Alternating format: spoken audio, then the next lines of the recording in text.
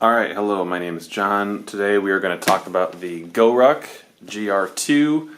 There's a fair amount of videos online about this bag, but not enough of them, I think, talk about what it's like to actually use it. So we're going to go over that. I think the order in which we'll do this is we will first discuss what I like about the bag, then we'll talk about what I don't like, we'll talk about what it's like to actually use it, and then we'll wrap up with whether or not I think it's worth it for you to purchase this bag, because it's an expensive bag at around, I think, $500 US, so definitely not cheap. So in terms of the things I like, the build quality feels pretty good to me, feels pretty high quality. I like the general look of this bag. I know it has kind of a bit of like a tactical military look, but I think the black helps subdue that at least a little bit, and it's a kind of a compact package. It's to me it looks okay, and I don't think it's overly distracting in terms of how it looks.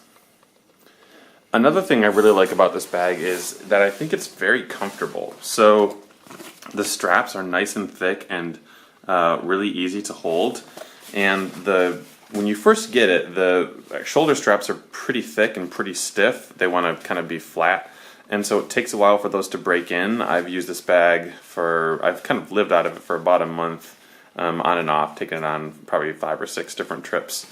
And so it's very comfortable actually to carry around, and I really like that about the GR2. So the zippers are very satisfying to use, and they're nice. They're nice and thick. I haven't had any trouble pulling them. They don't really get stuck.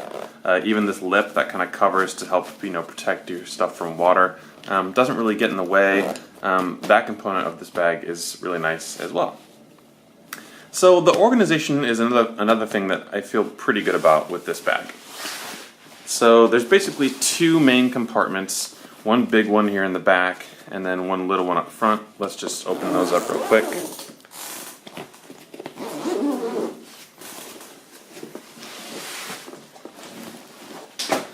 So this thing fits a fair amount of stuff.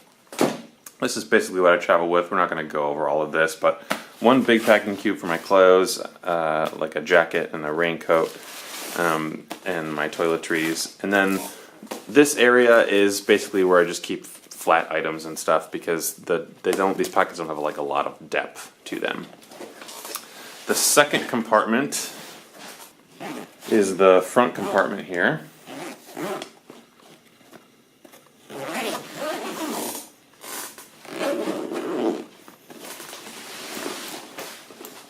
Which I will eventually show you. And this is basically just more organization. There's like a lot of pockets in this section. It's not super deep, so I've kept a sweatshirt in here. This is sort of like things that I take on the plane with me. I can put in here and keep in there. There's not a ton of space, so it's great for organizing specific items, but this front pocket doesn't fit a ton of stuff. I like to use this guy up here for my passport. And other valuable items, keys, stuff like that. And then this is basically what I use for my quick access pocket, because this bag doesn't really have one. We'll get to that in the things I don't like section.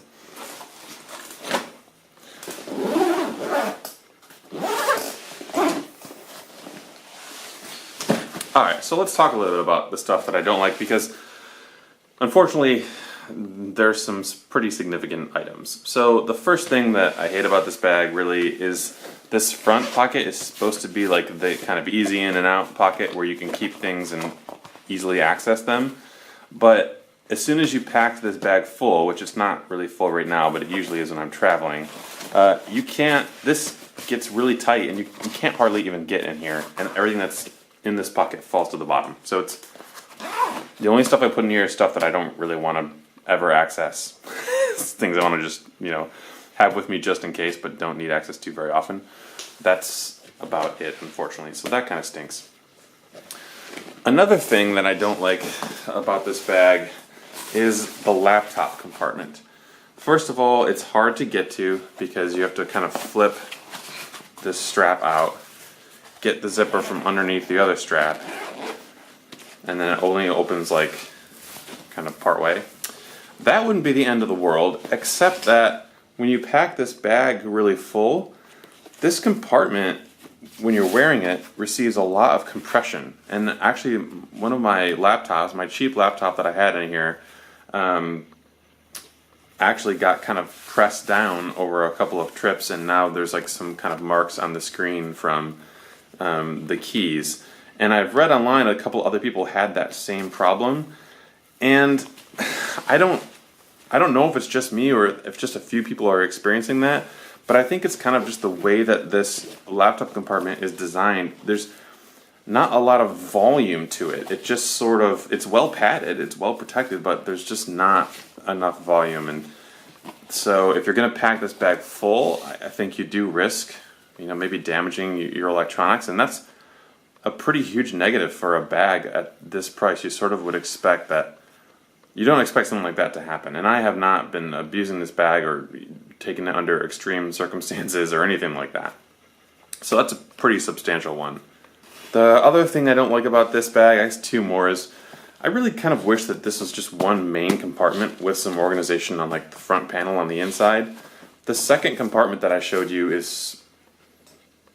doesn't really have enough depth to make it worthwhile, and it ends up kind of just taking away from what I can fit in the big compartment, so that's kind of a drag. I'm not super happy about that.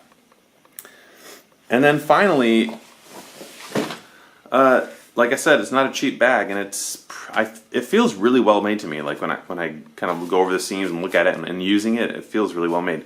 But at the bottom here, I don't know if you can see this. I'll try and get my camera to focus. Come on, camera. The little space down here, this little tab that kind of protects from water and dirt and stuff, has started to rip. And I only had this bag for maybe 8 months and used it, like I said, 5 or 6 times, maybe a month of travel in total. So I'm going to take it in. They have a really great warranty. I'm sure they'll fix this or replace it, or I'm not worried about it long term. But it is kind of like, I don't know, $490 some, like, that shouldn't happen. But manufacturing and products aren't perfect. I get that. So I think they'll probably make that right, and it shouldn't be too big of a deal. I think the redeeming factor and the part that I really love about this bag is that it's just so damn easy to use, comfortable to carry, and like reassuring when you have it on your back. It's really a pleasant way to travel around. It holds a fair amount of stuff, and I really like that about it, and I'm not disappointed with how it carries and the comfort level and all of that. Oh, one thing I didn't mention is it's heavy. It's a 5-pound bag, and unfortunately there are a lot of bags out there that weigh less than that. So that's another thing you kind of have to consider. When I first loaded this out, I had like 30 pounds in total, and that's way too much to be traveling with. So I've worked that down now. I'm about under 20 pounds now, but even so, a lighter bag would help me cut that even further. With that said, I fit it, on a lot of different flights. It fits underneath an airplane seat, which is really cool because when you run out of overhead bin space, it's really nice in that regard. It doesn't attract a lot of attention. I think it's a relatively subdued bag. I like these little molly straps. I can hook all kinds of crap and junk to it. If you're drying a towel or something, you can like ring it through here and walk around from destination to destination without putting like wet stuff in your bag. So using it from day to day for travel has actually been really nice. I've been quite pleased with it. So now we come to the final question, and that is, should you purchase this particular bag, the GR2? And I really wish there was an easy answer. I really wish I could just say, absolutely. Would I buy this bag again, considering how much it costs? I honestly don't know. Even though I've enjoyed using it and I like it, I'm about to leave on a trip for, I don't know, probably half a year, maybe 2 years, for a long time. I'm going to be doing some traveling. And I'm going to keep this bag available for times when I come back to the United States. I might want to switch back to it. But I bought a travel bag from a company called Topo Designs, and I'm going to give that a test, and when I do that, I'll end up probably reviewing it. It's lighter, and I think it's going to suit my purposes a little bit better. So I can't recommend this hands down, and I think that's mostly because of the price point. Given the fact that there's like a little bit of quality issues in the manufacturing, the laptop problem, huge thing. I'm really hesitant to put my expensive MacBook in there. You know, because of those items, it's kind of hard to say definitively if this is a good purchase or not. You like my Lord of the Rings patch here? I know, I'm a total nerd. So, I guess that's where we stand.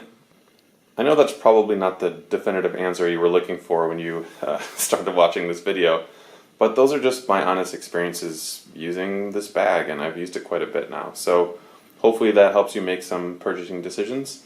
And at the end of the day, you know, it's not about the bag that you have. It's about, you know, what you're doing with your time and where you're going and how much you're enjoying your experience. So don't obsess about it too much. Eventually you just have to pick something and run with it. So thanks for watching. Take it easy.